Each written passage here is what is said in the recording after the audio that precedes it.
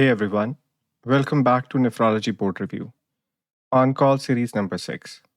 And this one is a call that really tests your clinical thinking because the differential is wide and the stakes are high. Confused after dialysis. A patient finishes their HD session and something isn't right.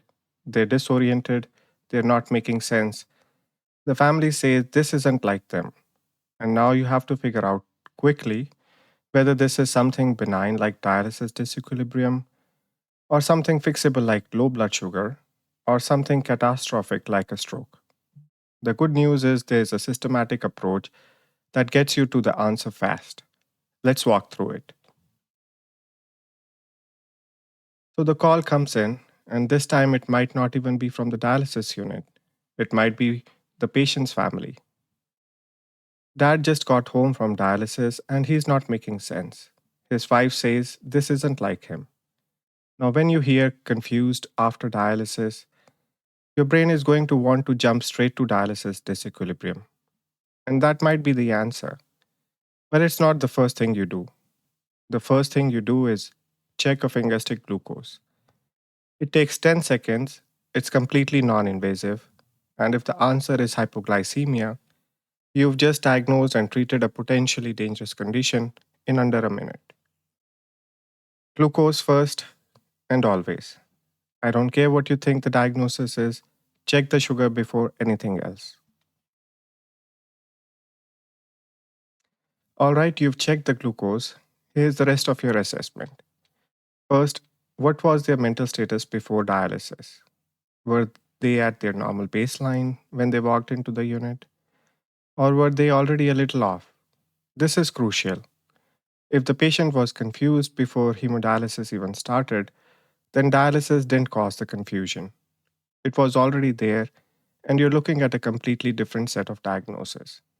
Maybe uremic encephalopathy, maybe a medication effect, maybe something was already brewing. Second, how aggressive was the dialysis session? Was the BUN before? What was the BUN before and after? How much fluid was removed? A large BUN drop, say from 120 down to 40 in a single session, combined with aggressive ultrafiltration, is the classic setup for dialysis disequilibrium syndrome. The bigger solute swing, the higher the risk. Third, what's the current glucose and blood pressure? We talked about glucose, but blood pressure matters too. If the patient is hypotensive post hemodialysis, the confusion might simply be from poor cerebral perfusion. The brain doesn't work well when it's not getting enough blood flow. Fourth, is there any seizure activity, witnessed or suspected? Disequilibrium can progress to seizures in severe cases. And if the patient had a seizure and is now in a post-ictal state, that explains the confusion. But it also tells you the disequilibrium was severe and needs aggressive management. Fifth, any focal neurological symptoms? This is the big fork in the road. Headache and nausea without focal findings point toward disequilibrium. But one-sided weakness, facial droop, slurred speech, visual changes, those are stroke symptoms, and you need a CT head immediately. Dialysis patients are at markedly elevated risk for both ischemic and hemorrhagic stroke. Moving over to differential, we have 3 buckets: common, concerning, and don't miss causes.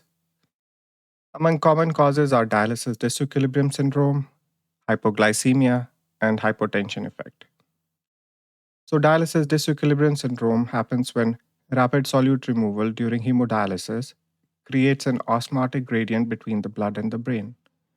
You pull urea out of the blood quickly, but it takes longer for urea to clear from the brain tissue. So, water shifts into the brain and you get cerebral edema. Mild cases present with headache, nausea, and restlessness. More severe cases cause confusion, obtundation, and even seizures. Also, in common causes is hypoglycemia, especially in diabetic patients on insulin. Dialysis removes glucose, And if the patient took their usual insulin dose before treatment, blood sugar can tank. And post dialysis hypotension. Say if you pull too much fluid and the brain isn't getting adequate perfusion, the patient is going to be foggy. Among concerning causes are uremic encephalopathy and electrolyte disturbances. Uremic encephalopathy happens if the patient wasn't adequately dialyzed. Maybe they've been missing sessions, maybe the catheter isn't working well. They can present with confusion from accumulated uremic toxins. And then electrolyte disturbances, particularly hyponatremia or hypercalcemia, can also alter mental status. Among don't miss causes are stroke, subdural hematoma, and seizure or postictal state. First up, stroke. I cannot overstate this. Dialysis patients have a stroke risk that is 5 to 10 times higher than the general population. They have accelerated atherosclerosis, they're often on anticoagulation, which can bleed, and the hemodynamic shifts during dialysis can trigger both ischemic and hemorrhagic events. Any focal finding on your neuro exam, even subtle ones, means CT head, no exceptions. And subdural hematoma, these patients are often on heparin during dialysis.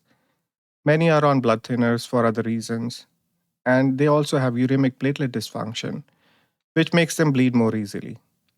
A subdural can present insidiously, that is, gradually worsening confusion over hours to days, and it's easy to miss if you're not thinking about it.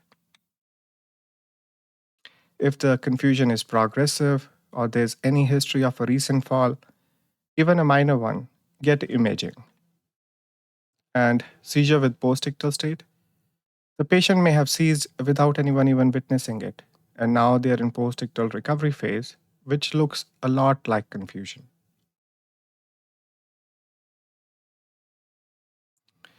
So, 5 steps.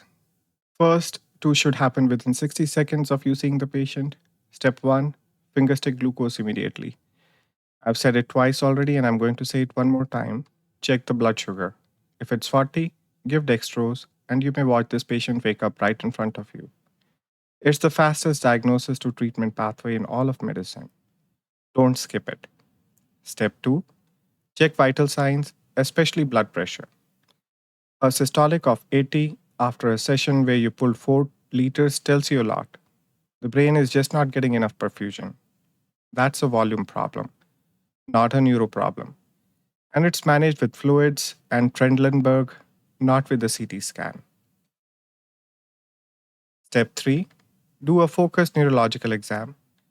This doesn't need to be a full 30-minute neuro consult. You're looking for focal findings. Is there asymmetry? Check the face, ask them to smile, show me your teeth. Check the arms, ask them to hold them out with their eyes closed. Check speech, ask them to repeat a sentence. If everything is symmetric and non-focal, you're leaning towards a metabolic cause like disequilibrium or hypoglycemia or hypotension. If anything is asymmetric or focal, you're thinking stroke and you need imaging now. Step 4, CT head if there are any focal findings. Non-contrast CT. You're looking for hemorrhage, intracerebral bleed, or subdural hematoma. If the CT is negative for bleed, but you're still suspicious for ischemic stroke, that's a neurology consult and likely a CT angiogram or MRI. Don't delay the initial CT trying to get the fancier study. Get the non-contrast CT first and then go from there. Step 5, mannitol if you're dealing with severe dialysis disequilibrium. If the clinical picture fits, first hemodialysis or very aggressive session with high BU and drop, no focal findings, but significant obtundation or seizures, mannitol can help by pulling water back out of the brain tissue and reducing the cerebral edema. The dose is typically 0.5 to 1 gram per kilogram IV. But here's the key, this is for severe disequilibrium. Mild headache and nausea after hemodialysis does not need mannitol. that needs observation and supportive care. So, when does this leave your hands?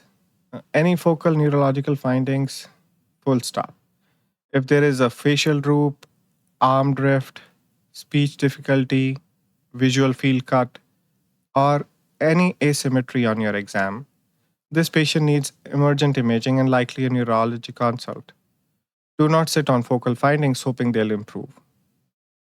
Seizure activity, whether it's a witnessed tonic-clonic seizure or you suspect that the patient seized based on the clinical picture, like tongue biting, incontinence, prolonged confusion, this needs urgent management. Give benzodiazepines for active seizures, and you also need to determine the cause.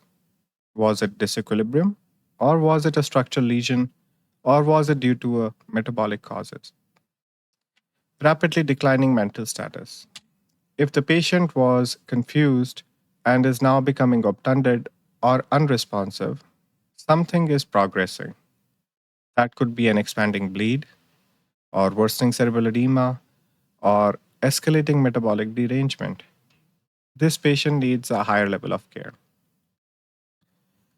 And signs of increased intracranial pressure, like severe headache with vomiting, or Cushing's triad, which involves hypertension, bradycardia, and irregular respirations, or if the person has pupil asymmetry.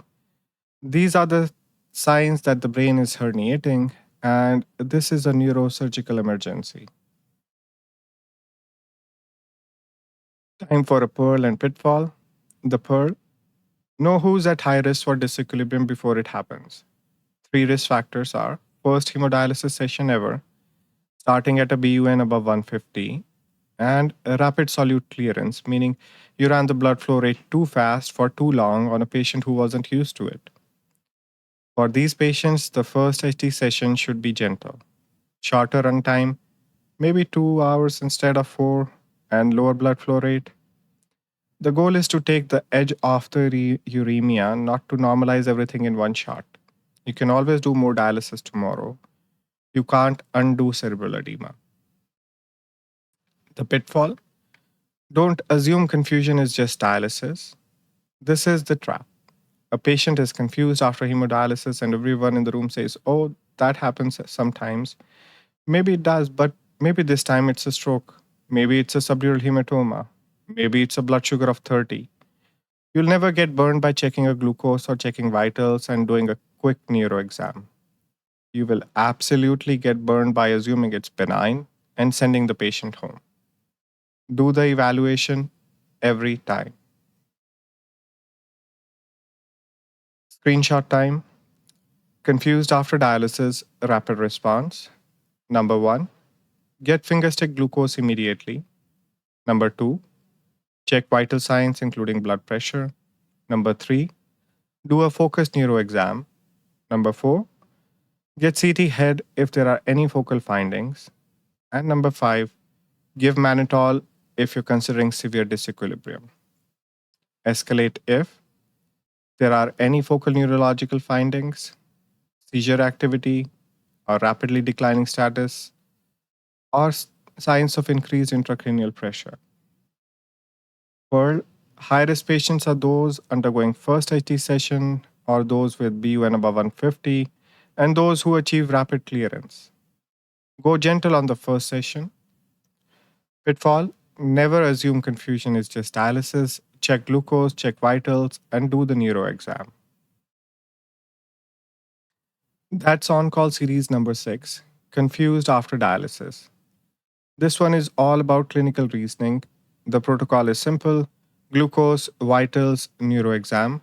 But the thinking behind it is what separates a good clinician from someone who just follows a checklist. Don't anchor, don't assume, evaluate every time. Next up in the series, swollen arm. Your patient comes in with a puffy arm on the fistula side, and you need to figure out whether it's just a fluid overload or DVT or central venous stenosis that's threatening their access. That's a great one, very visual and very practical. If you're watching this series and it's helping you feel more prepared, that's exactly why I make these. Subscribe, hit the bell, and share it with anyone who's about to start covering dialysis. The more people who have this knowledge, the better your patients do. Thanks for watching. I'll see you in the next one.